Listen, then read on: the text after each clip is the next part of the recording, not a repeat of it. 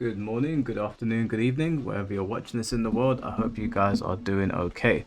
So we haven't done one of these videos in a little while. Usually I do them for Tekken, but I'm taking a little break from Tekken Ranked because that can be very exhausting. And I'm jumping into some Sparking Zero, which is no surprise to anybody. You guys know I've been super excited about this game. I haven't really spoken about how I feel about the game, and that's what I'm going to be doing in this video whilst you guys are watching this footage in the background. And I'm going to be talking about my feelings towards the sentiments around this game, the community, what people have been saying, and where I think things are going. Now, first things first, this game's absolutely fantastic. I have played this game more than any other game that I can remember since the PS2 days. And I'm not joking with you. I honestly have got so many hours on this game now, just messing around in episode battles and custom battles and playing with my friends online. I've been doing a lot of player matches and less ranked. That's why you're only just getting a ranked video now. But it is so much fun. It's a great game. It's probably the most fun fighting game that I've played in a long time. It operates very differently to fighting games you might be used to seeing on this channel or just used to seeing in general. Obviously, it's an arena fighter, but it's separate from other arena fighters as well. It doesn't operate the way Naruto does or Demon Slayer or My Hero. It is very much the successor to Tenkaichi 3. This is definitely Tenkaichi 4. Make no mistake about that. And like I said, I'm absolutely loving it. I have reached A5 as the title of this video suggests. And I've done that with two teams. I started off by using Jiren and Ultimate Buu. You guys probably saw me using them a lot on stream. But I've since switched to Super Perfect Cell and Hit. Now, Super Perfect Cell was actually technically the first character that I mained on this, but I dropped him because I wanted to try somebody else out. Super Perfect Cell was one of my main characters from Tenkaichi 3, as was Majin Vegeta. So I thought I'd try out some other characters, but I ended up finding myself back at Super Perfect. He's a lot of fun. I think he's probably my favorite character in the game. There's just so much cool stuff you can do with him, and that's probably followed by Hit. Hit's really cool. Unfortunately, Majin Vegeta is not as fun to play in this for me as he was back in the day. I don't know exactly why. I think maybe some of his combo routes might be different if I'm remembering correctly. Or maybe I've just changed as a player and the way that he's constructed in this is not really for me. Anyway, whilst you're watching this in the background, I'm going to start off by saying that outside of me obviously loving this game, I'm really happy to see how many people love this game. Like, the Sparking Zero community is very fun. It's very fun on Twitter to interact with people, to see all of the new tech that people are bringing out. But with that obviously comes a few issues that I've had with some of the talking points of people surrounding this game. Now, there's a misconception about this game, and I'm not really going to shit on anybody because this might be their first Sparking game, but this is my fourth one now. If you want to count the Raging Blast ones, then this would be my sixth game now in the series, if I'm getting that maths right. Forgive me if I'm not. Just out of the gym, slightly out of breath, but I've been playing the Sparking games for a very long time, and the Sparking games have always been very competitive. Now, I don't know where people got this idea that this wasn't going to be competitive. I mean, first of all, if you put a ranked mode in a game, then it's going to be competitive. It's just, that's the nature of the beast. You could give a ranked mode to Pokemon Stadium or Mario Party or Monopoly. It is going to become competitive. That is just how people are, and I really don't see the issue with that. It's not like anybody is stopping you from having fun. You're not going to not have fun because there's people that want to get better at the game. Now, I don't get any fun from a game if I can't learn and progress. I get turned off. I don't want to play the game anymore. When there's a system in place where I can learn and I can progress, I will want to play the game. Now, luckily, Sparking Zero has a lot of mechanics in here that you have to sit and learn. And I'll be honest with you guys, I'm still at a very primitive, basic level. There's a lot of things that I've learned that I just haven't been able to implement into my gameplay because I'm not at the stage where I'm completely comfortable yet. Now, I'm getting there slowly. I've learned a lot of things watching Grandmaster Hawk's videos, or his stream rather. I've learned a lot of things watching certain people on Twitter and the tech that they've been putting into the game and just how to approach it in general. The importance of your key blast, not your like big blast, but the small key blast, the importance of those and how they really add up. There's a lot of things that I understand about the game and I know how to do, I'm just not implementing them into the game. But for those of you that don't want to do those things and you just want to mash buttons, that is the same for all fighting games. That's not going to change for you.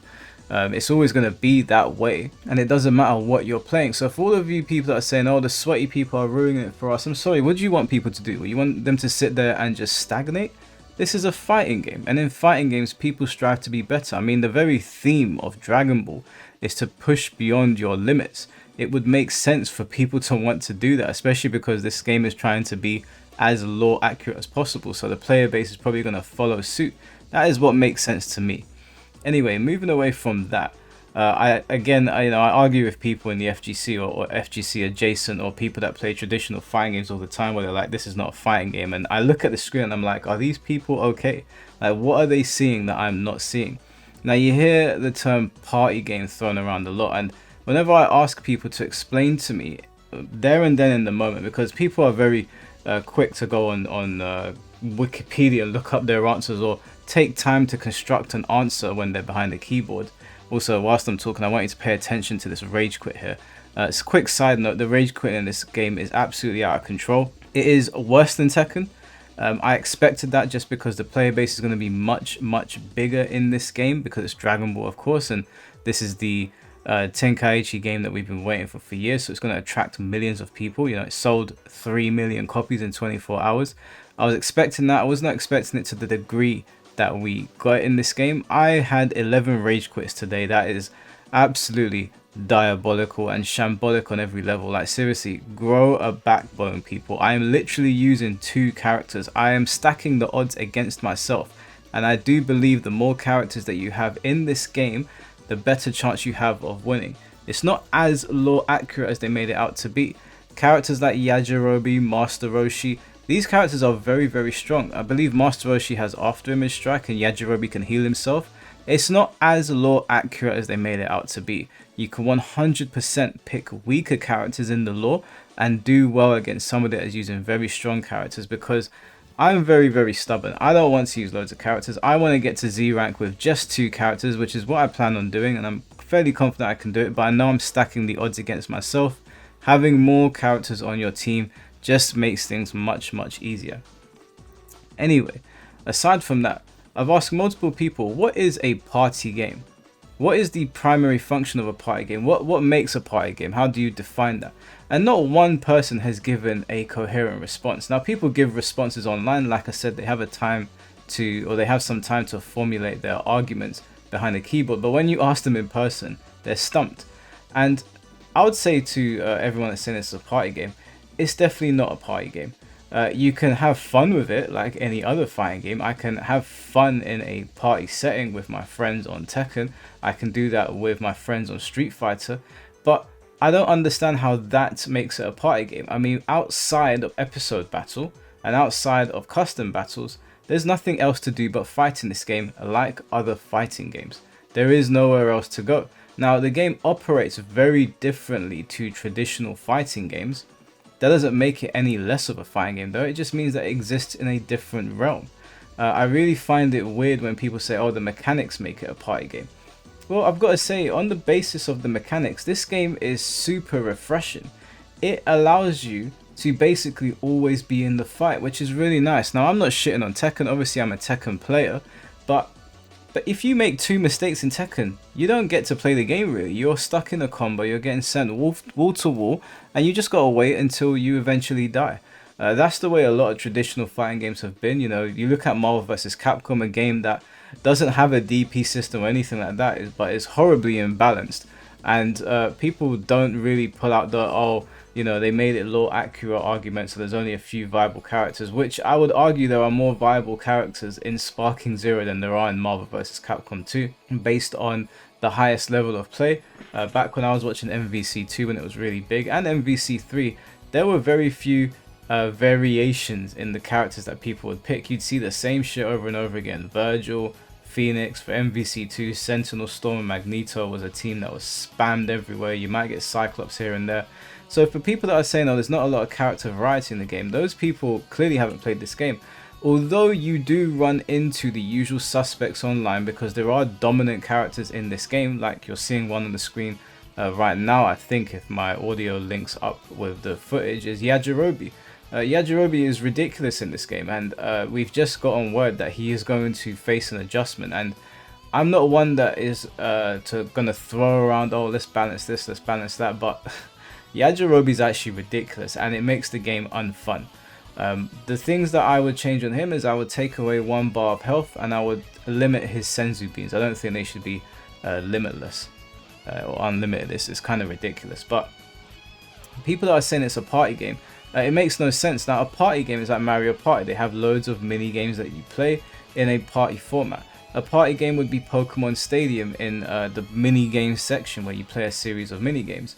A party game could even be Mario Kart. Outside of racing in Mario Kart, you've got the battle mode, which you could consider like a little party mode. There are clear distinctions of what party games are. This is not one of them. That is the talking point of somebody that doesn't really know what to say, but have just heard people saying the same things online, and so they throw it around. Now, a lot of people have been saying, oh, is this going to become a part of the FGC?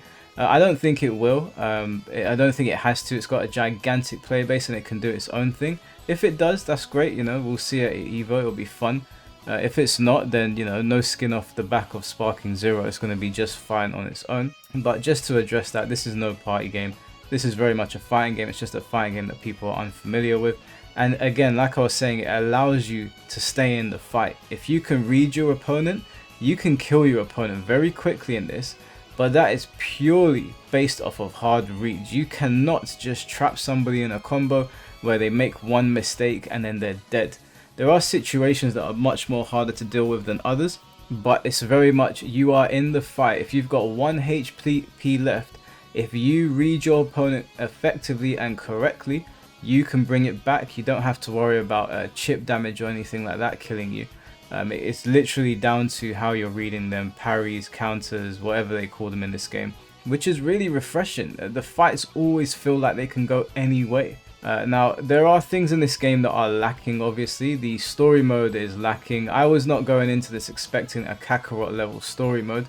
So for me, having played the Dragon Ball Z story for years and years and years, I was a bit like, whatever, this is kind of nice for me. I can just get over and done with. The what if stories are really, really good. But I can completely understand for new people, it's not the ideal story mode. I would recommend going to Kakarot for that. Outside of that episode, custom battle, sorry, is pretty good. It's kind of annoying not being able to just type out what you want, but then I can imagine people are going to be writing all sorts of madness, and Bandai Namco probably don't want to risk that stuff going on the internet and being attached to the franchise. So you've got preset things, and there are a lot of options, but it's very annoying to navigate the menus and find particular words, and I just rather play people's custom battles rather than make my ones. It just takes too long, and I'm a very low patience person. But it's a good mode. It's really good. The customization in this game is good. The shop is good. It's a very full game. I can't really complain about too much. The mechanics are very interesting, and I do think, again, that if you apply yourself to this game, you will definitely excel above other players. It does offer a lot in terms of mechanics, and most of all, it's just a ton of fun, guys. It is a ton of fun. If you are hesitant to jump into this game, I would say to you, don't worry if you come from like a traditional fighting game background. You'll understand it. There's a lot of crossover with traditional fighting games in this game. There's a YouTuber that I watch called Diaphone, I believe his name is, and he did a great video on why this game can be competitive. Now obviously you can play it in a way that it's not, but that's what the DP system is there for. The DP system is there so that pretty much every character can be represented. Now obviously you need varying degrees of skill to play some characters. Some characters are just not going to be as resource heavy as other characters, depending on where they sit in the anime lore. But again, some characters that are anime lore accurate, let's say, don't really have the resources that I would be looking for to be like super competitive, where I think Goku and Vegeta really do fall short in that regard. But if you pick Goku and Vegeta, then you can fuse into Vegito or Gogeta, and as we all know that are playing this game, Vegito is an absolute nightmare to deal with because he has after image strike, and that shit basically plays the game for you, so that's fun. But it's nice to see that they're going to be adjusting the game. There's been a lot of complaints about Yajirobe.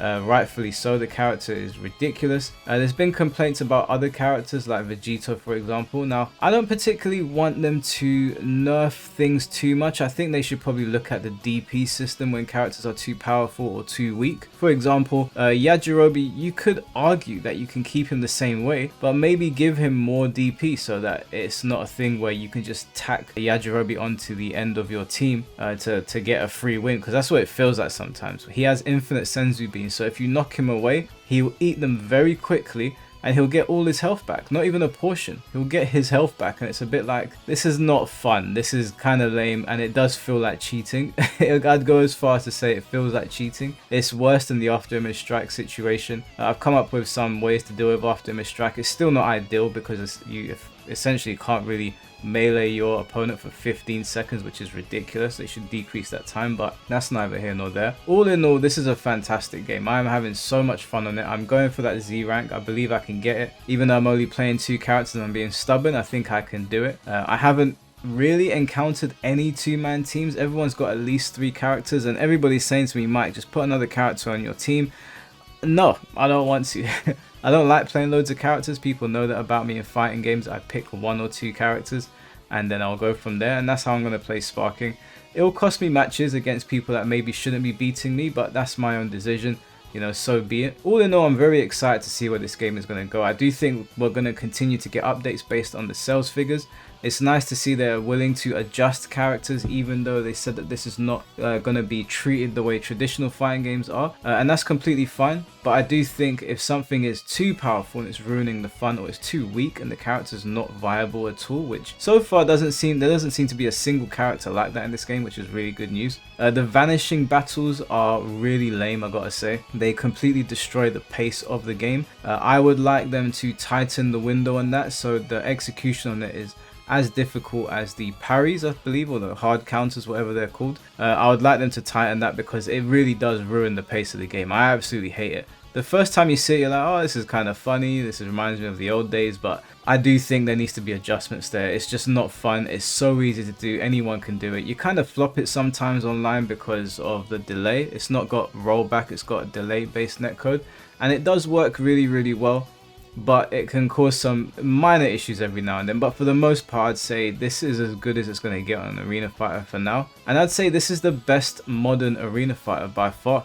I don't think anything as a complete package comes even close to this, and I think I'm going to be playing this for many years to come, you know, unless they release something that completely breaks the game.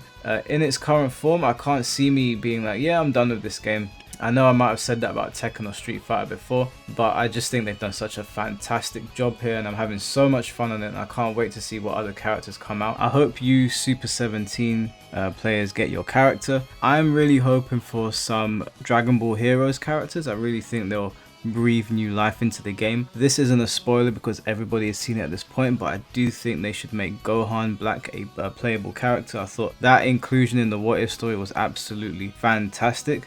I really enjoyed that, and I would like to see more What If stories in the game as well. And they just pay attention to the netcode, make sure everything is in working order. There's not really too much to complain about here. I'm having so much fun on the game, and I really hope the rest of you are. We're going to continue doing streams for it as well. But that was basically my run to A5. I'm going to be making a Z rank attempt. I'm going to do a couple more of these videos, give you my thoughts on things because I missed some stuff out here. But other than that, guys, I hope you enjoyed the video, and I'll catch you all very soon.